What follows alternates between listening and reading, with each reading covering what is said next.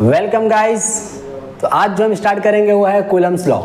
Coulomb's law first publish in 1785 by French physicist Charles Augustin de Coulomb's. ठीक है, तो students आज जो हम कूलम्स लॉ देखेंगे, Coulomb's law basically 2 point charge के बीच में काम करते हैं। कहाँ काम करते हैं? 2 पॉइंट चार्ज के बीच में। या तो पॉइंट चार्ज कैसे हो, अब 2 पॉइंट चार्ज के बीच का अगर हमें फोर्स फाइंड आउट करना है तो हम कूलम्स लॉ क्या करेंगे?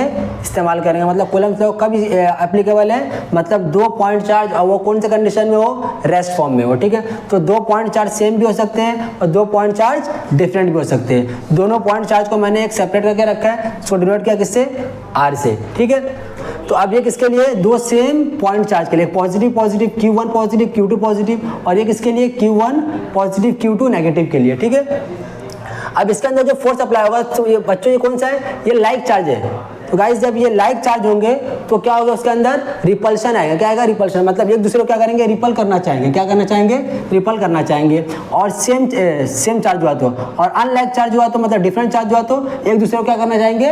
आपस में अट्रैक्ट करना चाहेंगे। ठीक है, तो देखिए हमने फोर्स का डायरेक्शन आपको दिख रहा होगा, ये अट्रैक्शन है और ये रिपल्शन। मतलब ये Q इसके ऊपर फोर्स एक्सर्ट कर रहा है तो ये आउट बाहर की तरफ, और ये Q इसके ऊपर फोर्स अप्लाई कर रहा है तो ये बाहर की तरफ। ठीक है, तो 2 पॉइंट चार्ज के बीच में कभी भी आपको फोर्स मतलब फाइंड करना हुआ तो क्या अप्लाई करेंगे? Coulomb's law. तो बेसिकली 2 पॉइंट चार्ज के बीच में जो फोर्स लगता है उसको हम इलेक्ट्रोस्टैटिक फोर्स ही बोलते हैं। ठीक है ना, 2 चार्ज के बीच अगर फोर्स लगा तो इलेक्ट्रोस्टैटिक फोर्स बोलो या फिर कूलम्स फोर्स भी इसको हम लोग बोलते हैं। ठीक है, तो अब हम डिस्कस कर लेते हैं इसके डिफाइंस, इसके मैथमेटिकल फॉर्म। ठीक है, तो इसके मैथमेटिकल फॉर्म क्या हो जाएंगे बच्चों?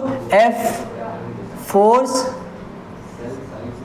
Directly proportional to Q1 Q2। तो क्या बोलेंगे? फोर्स ऑफ अट्रैक्शन और repulsion between the 2 point charge at rest is directly proportional to the magnitude of the charges. ठीक है, उसके बाद क्या बोल सकते हैं? तो अब तो डायरेक्टली प्रोपोर्शनल किसके ऊपर हो गया? 2 चार्ज के बीच में। ठीक है, उसके बाद क्या बोलेंगे? F inversely proportional to the distance square, मतलब r का स्क्वायर, जो डिस्टेंस रहेगा उसका स्क्वायर। तो इसको अगर इसको मैं एक जैसा लिख दूं पूरा तो कैसा हो जाएगा बच्चों? बोलो। F directly proportional Q1 Q2 upon R square. तो डिफाइन कैसे बोलेंगे? डिफाइन किसको कैसे बोल सकते हैं? फोर्स ऑफ अट्रैक्शन, क्या बोलेंगे? फोर्स ऑफ अट्रैक्शन और repulsion between 2 point charges at rest is directly proportional to the magnitude of the 2 charges and inversely proportional to the square of distance between them. ठीक है, अब यहाँ क्या लगा? Constant लगेगा। हमने क्या करना है? फोर्स इज इक्वल्स टू, जब डायरेक्टली प्रोपोर्शनल साइन हटती है तो क्या लगता है बच्चों? कांस्टेंट। तो K Q1 Q2 upon R square. ठीक है, क्या लगाएंगे? Q1 Q2 upon R square. हमने देखा रहा है K की वैल्यू क्या होती है बच्चों? K is equals to 9 into 10⁻⁹। ठीक है, ये कांस्टेंट वैल्यू है तो क्या हो जाएगा? न्यूटन मीटर स्क्वायर पर कूलम स्क्वायर। ठीक है, न्यूटन मीटर स्क्वायर। तब ये रख के यहाँ रखा तो क्या होगा? शिफ्ट हो जाएगा। क्या हो जाएगा? न्यूटन मीटर स्क्वायर पर। अब दिमाग में ये आएगा सर K क्या है? तो हम बेसिकली हम इस फॉर्मूले के अंदर इस्तेमाल करते हैं हम लोग बच्चों।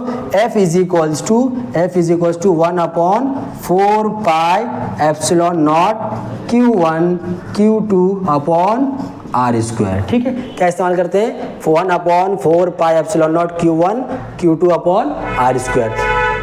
तो अब 1 अपॉन 4 पाई एप्सिलॉन नॉट, अब एप्सिलॉन नॉट क्या है सर? तो एप्सिलॉन नॉट क्या है? परमिटिविटी। क्या है बच्चों?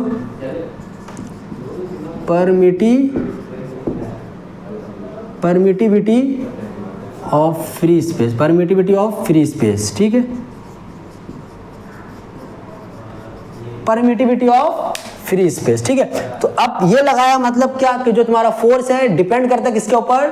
फोर्स डिपेंड ऑन मीडियम, मतलब जो कोई मीडियम, वाटर मीडियम हुआ, ठीक है, मेका मीडियम हुआ, एयर मीडियम हुआ। तो अब ये क्या करेगा? कब जब कोई मीडियम होता है हम क्या लगाते हैं? Epsilon not. तो एप्सिलॉन नॉट किसके लगाते हैं? Permittivity of free space. अगर एप्सिलॉन लगाया तो जो मीडियम रहेगा वो मीडियम वहाँ पे क्या कर देंगे बच्चों? अप्लाई कर देंगे। अब दिमाग में ये बात आती है सर ये कांस्टेंट वैल्यू आई कहाँ से? 1 अपॉन 4 पाई एप्सिलॉन नॉट की कांस्टेंट वैल्यू आई कहाँ से? तो ये एप्सिलॉन नॉट की बच्चों जो कांस्टेंट वैल्यू है प्रैक्टिकली वो क्या है? 8.85 इंटू 10⁻⁻12। क्या है? 8.85 इंटू 10⁻⁻ -12 क्या हो जाएगा, कूलम स्क्वायर पर मीटर स्क्वायर पर न्यूटन। ठीक है, क्या होगा, हम इससे कांस्टेंट निकालना है हमको, तो क्या करनी है, एप्सिलॉन नॉट को इसको यहाँ रख देंगे और क्या हो जाएगा, ये दोनों ठीक है चेंज हो जाएंगे। ठीक है, तो कूलम स्क्वायर मीटर पर न्यूटन। ठीक है, अब हमको देखना है कि ये मतलब ये 9 to 10⁹ वैल्यू आई कहाँ से। ठीक है, तो इसको देखने के लिए क्या करना पड़ेगा, हम 1/4 पाई एप्सिलॉन नॉट को सॉल्व करना पड़ेगा। ठीक है, सॉल्व कैसे करेंगे, मान लो कंसिडर कर लेते। ठीक है, तो 1/4 पाई मतलब इसको हम क्या बोल सकते हैं, के भी बोल सकते हैं, हमने के भी बोला है ना, मतलब के है वही क्या 1/4 पाई एप्सिलॉन नॉट है। तो 1/4 पाई की जगह क्या लिखेंगे बच्चों, बोलो 4 पाई की वैल्यू क्या बच्चों 3.14 मल्टीप्लाई क्या लिखेंगे, मल्टीप्लाई बोलो 8.85 इंटू 10⁻⁻12।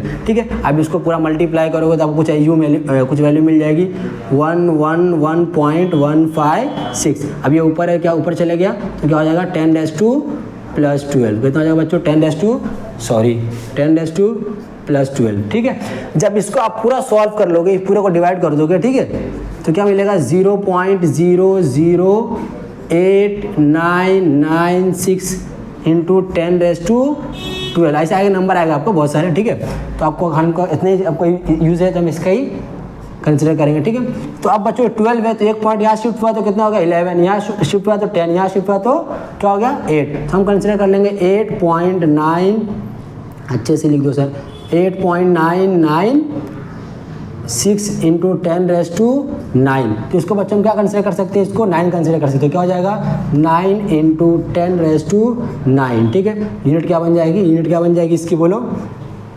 न्यूटन मीटर स्क्वायर पर कूलम स्क्वायर। ठीक है, तो ये क्या था कूलम्स लॉ। अब कूलम्स लॉ क्या बोला, कूलम्स लॉ जब भी ज्वाइंट होंगे तो सेंटर से ज्वाइंट होंगे, चार्ज के सेंटर से ज्वाइंट होंगे तो फोर्स कहाँ एक्ट करेगा, लाइन ज्वाइंट से एक्ट करेगा। ठीक है, मतलब एकदम सेंटर से ज्वाइंट करेगा, यहाँ से नहीं। जैसे मान लो यहाँ से इसका एंड यहाँ तक है, ठीक है बच्चों, इसका एंड यहाँ तक है, यहाँ से नहीं, इसके सेंटर से क्या करेगा, मतलब फोर्स अप्लाई करेगा, यहाँ से स्टार्ट नहीं करेगा, सेंटर से स्टार्ट करेगा। ठीक है, आई होप बहुत कुछ कवर हो गया होगा इसमें। ठीक है, अब कूलम्स लॉ वेक्टर फॉर्म में, तो इसको हम नेक्स्ट लेक्चर में डिस्कस कर लेंगे। ठीक है, वेक्टर फॉर्म में कैसे करने का, ठीक है, और मीडियम में कैसे डिस्कस करेंगे हम लोग। ठीक है, तो बहुत सारे वहाँ से क्वेश्चन भी करेंगे।